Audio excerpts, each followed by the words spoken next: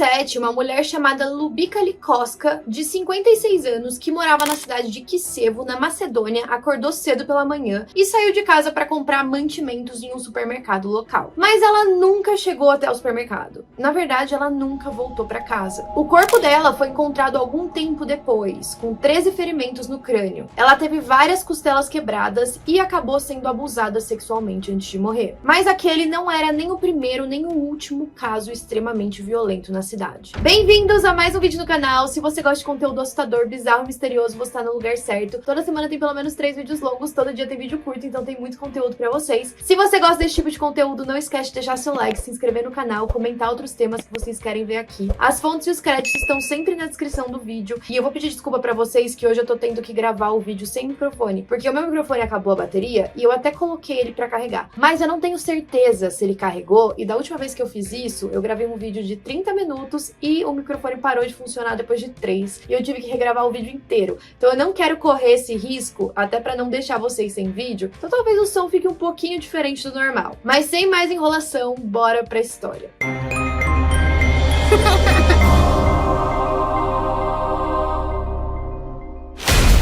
A cidade de Kisevo, na Macedônia, não é um lugar que vai parar nas notícias normalmente. A cidade fica às sombras do Monte Bistra, e na época desse vídeo, lá para 2008, a cidade tinha cerca de 30 mil habitantes. Hoje tem mais ou menos 56 mil. Como era uma cidade pequena, ela nunca atraiu muito o interesse da imprensa macedônica, até porque a cidade também fica a 120 quilômetros da capital. Então, para que essa cidadezinha apareça nas manchetes do mundo todo, algo muito terrível tem que ter acontecido. Ela também é considerada uma cidade segura para turistas, por exemplo. A cidade é bem pacífica, a taxa de criminalidade é relativamente baixa. Mas é claro que é sempre necessário que você tome as precauções básicas de segurança, sempre ficar de olho nos seus pertences e não ficar perambulando muito tarde da noite sozinho. A cidade também contava com um jornalista proeminente e que sabia de todos os detalhes do que acontecia ali. O nome dele era Vlado Taneski. Ele nasceu em 1952 e era o segundo de 3 filhos. Os pais dele eram muito conservadores e também tinham uma disciplina muito rígida. O pai dele era um veterano da Segunda Guerra Mundial e o relacionamento do Vlado com a mãe não era tão bom assim. O Vlado estudou jornalismo na Croácia e depois ele começou a se interessar por poesia e também por uma escrita mais fictícia. Ele conheceu a futura esposa quando tinha 21 anos e os dois tiveram 2 filhos. O Vlado trabalhou por bastante tempo em uma estação de rádio local. A esposa dele era advogada e ela era a primeira advogada da cidade. Mas a vida dele começou a desandar um pouco ali no começo dos anos 2000. Em 2002, o pai dele tirou a própria vida. Talvez ele tivesse muito traumatizado com a guerra e não conseguisse mais viver. E para piorar, só alguns meses depois, a mãe dele também faleceu com uma overdose de remédios. A gente não sabe se foi acidental ou se ela fez aquilo para tirar a própria vida também. Talvez ela não suportasse ficar sem o marido. O Vlado ficou bem abalado com a morte do pai. Ele entrou até em uma certa depressão, e quando aconteceu com a mãe dele também, apesar dele não ficar tão mal quanto ele ficou com relação ao pai, afinal os dois não tinham uma relação muito boa,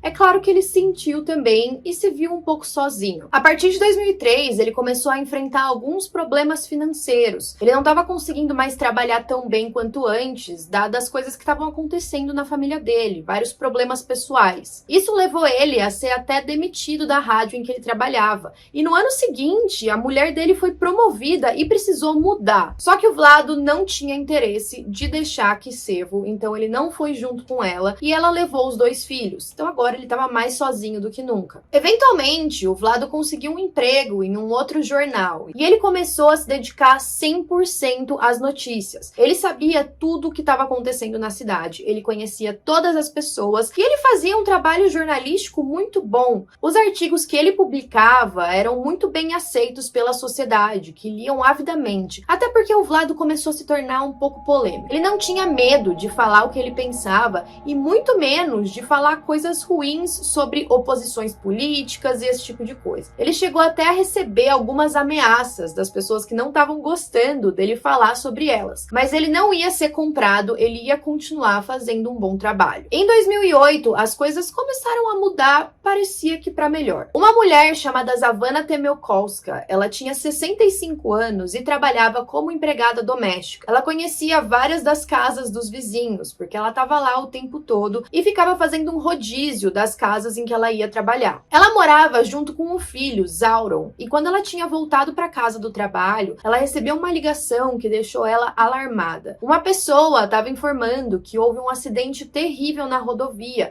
e que, infelizmente, o filho dela era uma das vítimas. Ele estava sendo levado para o hospital em estado grave. A Zavana tinha acabado de chegar do mercado e ela estava guardando as compras dentro de casa. Mas assim que ela ouviu essa notícia, ela largou tudo o que ela estava fazendo e foi correndo para o hospital. Ela não tinha carro, então ela foi literalmente correndo para lá. Quando ela estava saindo às pressas de casa, um dos vizinhos viu e perguntou para ela se estava tudo bem. E aí ela comentou que estava muito preocupada porque recebeu a notícia de que o filho dela tinha se envolvido em um acidente terrível e que ela precisava ir até lá para ver como ele estava, para ficar do lado dele. O vizinho ficou um pouco impactado, mas viu ela correndo em direção ao hospital e voltou a fazer o que ele estava fazendo. Pouco depois, esse vizinho viu um carro parando na garagem da Zavana e alguém entrou dentro da casa. Então ele foi até lá, achando estranho, porque a Zavana tinha acabado de sair, e quando ele bateu na porta, ele ficou surpreso com a pessoa que abriu. Quem tinha acabado de chegar era o Zauron, mas ele não tinha nenhum ferimento, ele estava normal. E aí o vizinho perguntou: o que você está fazendo aqui? Você não acabou de se envolver em um acidente de carro? Você já voltou do hospital? E o Zauron parecia muito confuso, ele não estava entendendo o que o vizinho estava falando. Ele disse: não aconteceu nada, eu acabei de voltar do trabalho, inclusive você sabe onde minha mãe tá? E aí o vizinho falou: não, sua mãe acabou de sair correndo pro hospital porque falaram pra ela que você tinha se envolvido em um acidente. O Zauron achou aquela história muito estranha. E aí o vizinho voltou pra casa. O Zauron agora pegou o telefone e ligou pro hospital pra verificar se a mãe dele tava lá e falar pra ela voltar pra casa, que ele tava bem, que nada tinha acontecido. Só que o hospital disse que ela nunca tinha chegado lá. O Zauron só pensou que talvez a mãe chegou no hospital, alguma pessoa ali fora pode ter informado que foi um engano, que nada tinha acontecido, e ela devia estar caminhando de volta pra casa. Então ele esperou 1 hora, 2 horas, 3 horas, mas a mãe dele nunca voltou.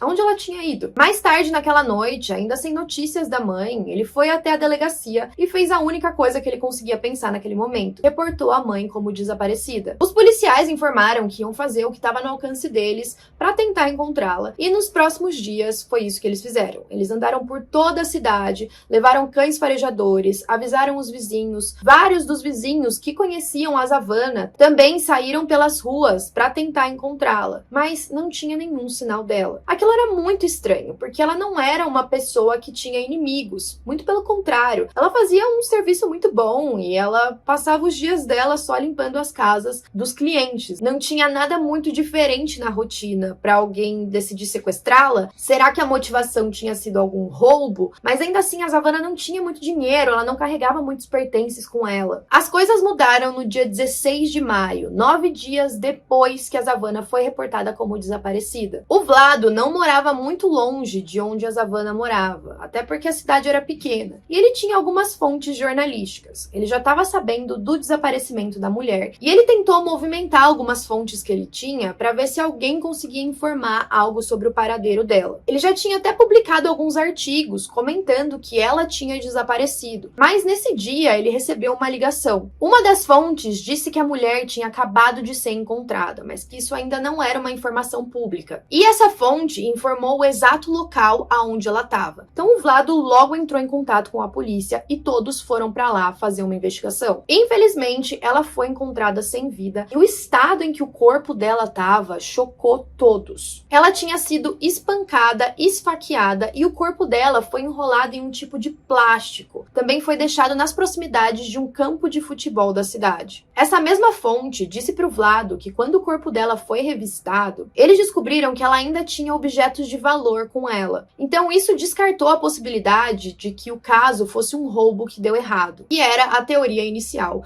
que os investigadores estavam contando. Mas parecia ser um crime mais passional, parecia que aquela pessoa que fez aquilo com ela tinha muita raiva da Zavana ou das mulheres, talvez, Com essa descoberta, o Vlado viu uma oportunidade. Ele voltou para casa e ele se lembrou de alguns outros casos que ele já tinha investigado e que aconteceram na cidade, que ele não confiava muito na solução que a polícia tinha dado. É claro que ele ia escrever um artigo detalhado sobre esse assassinato em específico. E para isso, ele saiu na rua fazendo perguntas para diversas pessoas, para vizinhos, para familiares da Zavana, e todo mundo estava muito feliz em compartilhar essas informações com ele, porque ele era um cara que elas confiavam. Então ele começou a preparar esse artigo para fazer uma grande revelação no final. Ele foi na casa dessas pessoas, ele pediu todos os detalhes possíveis. Como ele já estava acostumado a descobrir sujeiras sobre pessoas dos órgãos públicos e divulgar isso, com esse caso não ia ser diferente. Ele aproveitou o artigo do caso da Zavana para expor alguns erros que a polícia cometeu e como lidaram com um caso que o Vlado acreditava ser de um serial killer. Nesse artigo, ele começou a explicar os dois outros casos que ele acreditava que estavam conectados com o da Zavana. E para ele, era bizarro que a polícia não tinha feito a ligação desses 3 casos. O primeiro tinha acontecido em 2007 e foi o que eu descrevi para vocês no começo do vídeo. Ela era muito calma, trabalhadora e também trabalhava com afazeres domésticos. Os vizinhos a adoravam e ela sempre recebia várias propostas de trabalho. Ela saiu de casa numa tarde de novembro de 2007 para ir na mercearia comprar algumas coisas para a família. Só que ela nunca mais voltou. Ela foi encontrada assassinada em uma passagem montanhosa no dia 3 de fevereiro de 2008. E o corpo dela estava em um estado muito parecido com o da Zavana. Ela também tinha sido espancada, esfaqueada e também estava embrulhada em um plástico. O crânio dela tinha sido quebrado, assim como as costelas. Ela foi violentada sexualmente, sodomizada e estrangulada até a morte com um fio de telefone. Na época em que o caso aconteceu, a polícia coletou amostras de DNA e também de sêmen que estavam no corpo dela. Essas amostras foram enviadas para análise, mas vocês sabem que as análises de DNA demoram um certo tempo. 3 anos antes, em 2004, também houve um caso parecido com uma mulher de 64 anos,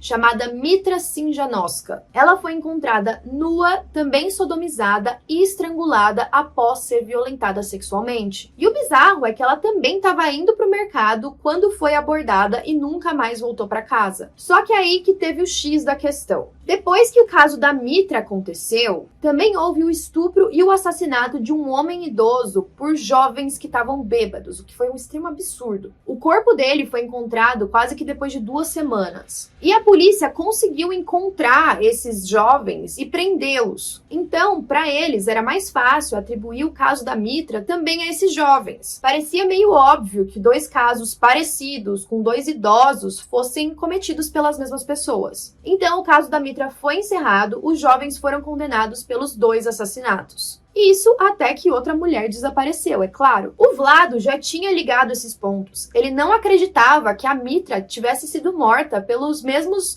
homens que mataram aquele idoso. Ele já tinha tentado ligar a morte da Mitra e da Lubika para o mesmo serial killer, mas os policiais nunca levaram a sério, nunca acreditaram. Agora, com a Zavana, ele conseguia explicar esses 3 casos e provar a teoria dele. Quando o Vlado publicou o artigo, o conhecimento que ele tinha sobre os 3 casos fez com que ele virasse não só manchete nacional, mas também internacional. Ele foi destaque em várias colunas de jornais e, de acordo com alguns editores, ele falava muito baixo, mas também era muito persuasivo. As notícias, no dia seguinte em que o corpo da Zavana foi encontrado, diziam: um serial killer também persegue Kisevo. E o público quase não estava acreditando nessa história. Quase nada acontece na Macedônia e, de repente, eles têm 2 assassinos em série que estavam perseguindo aquele pequeno país. Isso porque na mesma época apareceu um suposto serial killer em uma outra cidade também. Até mesmo os policiais, que estavam em um beco sem saída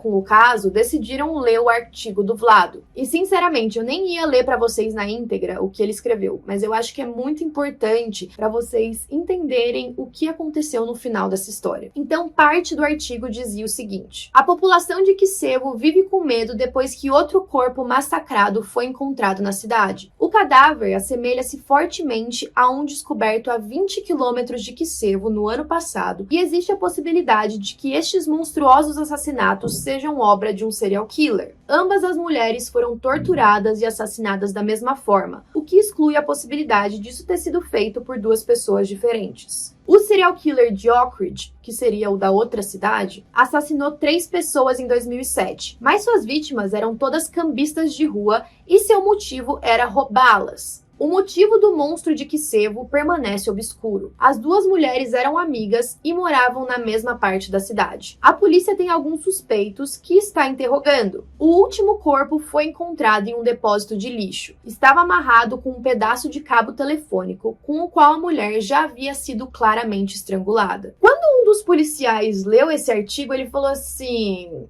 tem algo estranho aí. E aí ele foi até a delegacia e conversou com um colega. Ele falou: a gente revelou pro público que o corpo dela tinha sido estrangulado com um cabo telefônico? Ou até mesmo a gente falou pras pessoas que o cabo tinha sido deixado na cena do crime? E aí o colega dele falou: não, essa é uma informação confidencial que a gente ainda tá investigando, não é pra ninguém saber disso. Mas, de alguma forma, todos esses detalhes foram incluídos no artigo do Vlado. Além disso, ele escreveu como o assassinato tinha sido cometido. Ele detalhou a quantidade de vezes em que a vítima tinha sido esfaqueada, algo que a polícia também não tinha revelado. Um dos repórteres do jornal que tinha publicado o artigo do Vlado entrou em contato com a polícia e disse que no dia 18 de maio, logo depois do corpo da Savannah ter sido encontrado, ele já ligou informando todos os detalhes. Isso levantou uma hipótese para a polícia de quem seria o serial killer. O Vlado foi chamado até a delegacia para ser interrogado e ele pareceu muito simpático, muito tranquilo, ele falava com uma voz bem baixinha e ele cedeu amostras de DNA. Enquanto eles interrogavam o Vlado, eles descobriram que ele não tinha uma boa relação com a mãe. E quando eles pegaram uma foto antiga da mãe dele, antes dela falecer, eles notaram uma semelhança impressionante com as 3 mulheres mortas. As 3 tinham mais de 50 anos de idade. Elas também trabalhavam como funcionárias domésticas, não tinham muita instrução e também não tinham uma boa condição financeira. Tudo isso assim como a mãe do Vlado. Não foi surpresa alguma para os investigadores quando os resultados de DNA vieram positivos para o Vlado. Infelizmente, todas aquelas 3 mulheres foram violadas e assassinadas da forma mais terrível por ele. A polícia, inclusive, estava muito próxima de acusar ele de um 4º assassinato. Esse de uma mulher de 78 anos que desapareceu em 2003 e o corpo dela nunca foi encontrado. A polícia tinha algumas suspeitas de que o Vlado fosse responsável por esse caso também. Durante os interrogatórios, o Vlado admitiu que tinha um relacionamento muito conturbado com a mãe, que ele odiava ela e não acreditava que ela tratava ele muito bem. Ele parecia muito calmo por fora, mas por dentro ele nutria muita raiva e ele queria achar alguma forma de se vingar da mãe dele. Quando ele olhava para aquelas funcionárias domésticas que lembravam tanto a mãe dele, ele não conseguia sentir nada diferente. Ele precisava acabar com elas também, como se elas fossem uma representação do que a mãe dele foi pra ele. E o mais bizarro é que essas vítimas conheciam a mãe dele pessoalmente, e elas tratavam o Vlado muito bem. Uma delas chegou até a trabalhar na casa dele. Então as 3, além de terem essa ligação com o Vlado, elas confiavam nele. Naquele momento em que elas saíram de casa e se depararam com ele no meio da rua,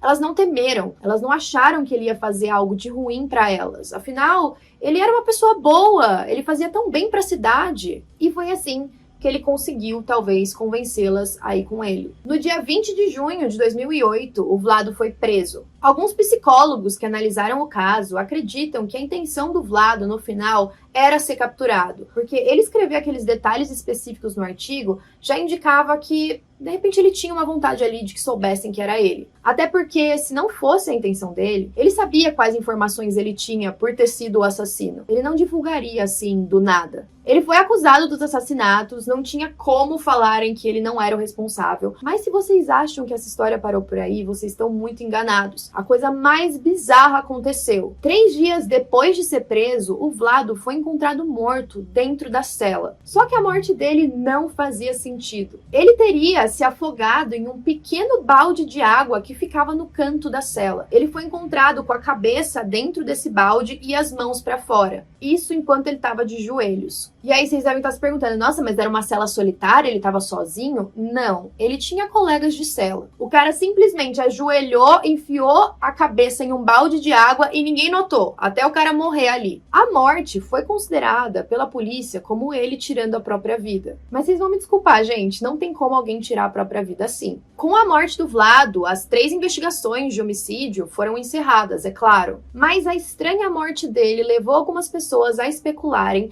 de que ele teria sido assassinado para encobrir o verdadeiro assassino. Talvez, se o Vlado não fosse culpado, o verdadeiro assassino quis que ele ficasse calado e por isso decidiu matá-lo. Será que era um dos companheiros de cela? Ou será que alguém de fora mandou um dos companheiros de cela fazerem isso? Eu acho essa morte muito estranha, até porque a gente tem evidências de que o Vlado cometeu os crimes. Na minha opinião, pode ser que algum dos companheiros de cela era parente de alguma das mulheres que foram assassinadas, ou até mesmo que eles, óbvio, não gostaram do que o Vlado fez e quiseram punir ele de outra forma que não fosse ficar preso pro resto da vida, mas sim a morte. A gente sabe que isso acontece muito na prisão, né? Tem alguns tipos de crimes que as pessoas cometem que a gente sabe que eles não vão sair vivos de lá de dentro. A ex-esposa do Vlado também foi para um canal de rádio para dar uma entrevista e ela disse que viveu um bom relacionamento, um bom casamento com ele durante 31 anos, que ele sempre tinha sido quieto e gentil e que a única vez que ela viu ele perdendo a cabeça foi quando eles foram visitar os pais dele. Ela disse que ele chegou a ficar agressivo naquela visita. E aí, quando a polícia começou a investigar mais a vida do Vlado, eles também descobriram um lado obscuro dele. Por exemplo, uma coleção de vídeos e revistas pornográficas foram encontradas na casa de verão dele. Era uma grande coleção, e é claro que isso não é um crime, mas talvez tivesse um lado ali do Vlado que as pessoas não viam publicamente. Enfim, quero muito saber a opinião de vocês, principalmente relacionada à morte dele. Comentem o que vocês acharam e até a próxima.